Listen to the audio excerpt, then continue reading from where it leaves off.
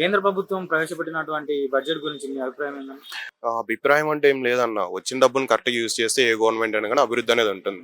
లేదు అన్నప్పుడు కరెక్ట్గా అలోకేట్ చేయకుండా, కరెక్ట్ అమౌంట్ డిస్ట్రిబ్యూట్ అవ్వకుండా కొంచెం అటు ఇటు అయినప్పుడు అభివృద్ధి అనేది అక్కడ ఆగిపోతుంది కదా. ఏపీకి 15,000 కోట్లు కేటాయించారు కదా, దానివల్ల ఏమైనా ఏపీకి అభివృద్ధి జరుగుతుందని మీరు అనుకుంటున్నారా?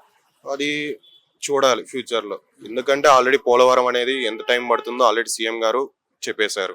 అఫీషియల్ గా ప్రెస్ మీట్ లో కూడా చెప్పారు వచ్చిన 2 to 3 days కి. కాబట్టి దాని మీద నేనేం చెప్పదలుచుకోవట్లేదు. మిగతా బడ్జెట్ ఇష్యూ అనేది వాళ్ళు ఎలా వచ్చి డిస్ట్రిబ్యూట్ చేస్తారు, ఏ శాఖకి ఎంత ఇస్తారు, దాన్ని బట్టి అనేది అభివృద్ధి అనేది మన ఉంటుంది.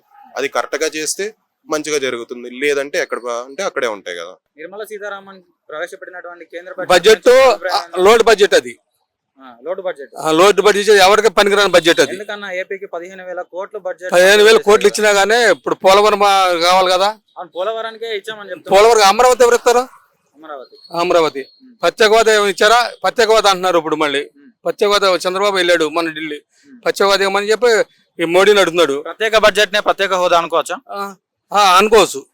ప్రత్యేక బడ్జెట్ ఈ వరకు ఫస్ట్ లో చంద్రబాబు నాయుడు ప్రత్యేక హోదా కావాలా, మీకు బడ్జెట్ కావాలంటే మా బడ్జెట్ కావాలన్నాడు, తీసుకున్నాడు. అప్పుడు అయిపోయింది అది.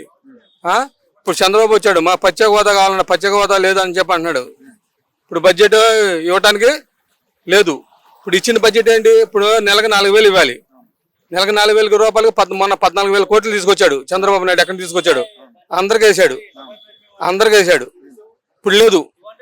ఇంటింటికి వచ్చి ఇచ్చేవాళ్ళు వరకు వైఎస్ఆర్సీపీ ఉన్నప్పుడు. నేను వైఎస్ఆర్ పార్టీ కాదు, ఇంకో పార్టీ కాదు, ఏ పార్టీ కాదు, ఇంటింటికి వచ్చి ఇచ్చేవాళ్ళు. ఏది తెల్లవారంగానే ఇచ్చేసేవాళ్ళు. 3,000 రూపాయలు ఇచ్చేవాళ్ళు. 3,000 రూపాయలు ఇవాళ 4,000 రూపాయలు కూడా ఇంటికి ఇవ్వట్లా.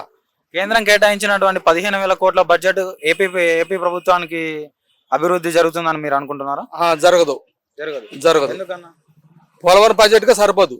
పోలవరం బడ్జెట్ ఎందుకంటే కాపర్ డ్యామ్ కట్టాలి. వీళ్ళు కట్టాల, వైఎస్ఆర్సీపీలు కట్టాల.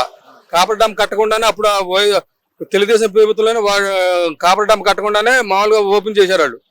కాపర్ డ్యామ్ కట్టాలి. కాపర్ డ్యామ్ కట్ట ఎంత అవుద్ది? బోర్డు ఎంత అవుద్ది? కాపర్ డ్యామ్ కట్టలేదు ఇంతవరకు. కాపర్ డ్యామ్ కట్టలేదు. అది మొత్తం మునిగిపోయింది.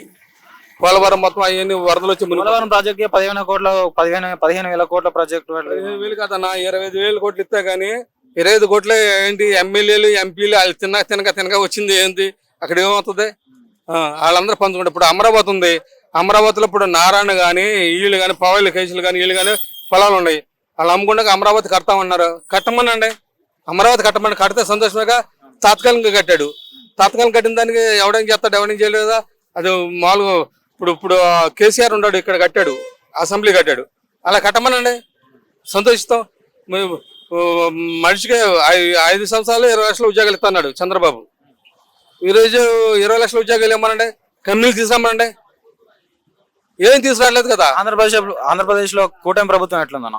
కూటమి ప్రభుత్వం ప్రస్తుతానికి పర్వాలేదు. ఇప్పుడైతే హోమ్ మినిస్టర్ అనిత ఉంది. అనిత ఏం చేస్తుందంటే వీళ్ళకి కక్ష ఉండాల మీద చూపిస్తుంది అనిత. హోమ్ మినిస్టర్ అనిత కూడా వాళ్ళకి ఎవరి మీద దేశం ఉందో వాళ్ళ మీద అందరినీ తీసుకుని లోపలేమనుంది.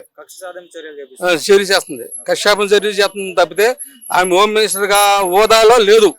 హోమ్ మినిస్టర్ హోదా ఒక మాట చెప్పండి, హోమ్ మినిస్టర్ హోదా లేదు. ఆ రిమోట్ అంతా మొత్తం అంతా చంద్రబాబు హోమ్ మినిస్టర్ అని చెప్పి అనిత గానీ ఆ రిమోట్ మొత్తం చంద్రబాబు చేతిలో ఉంది. రిమోట్ కూడా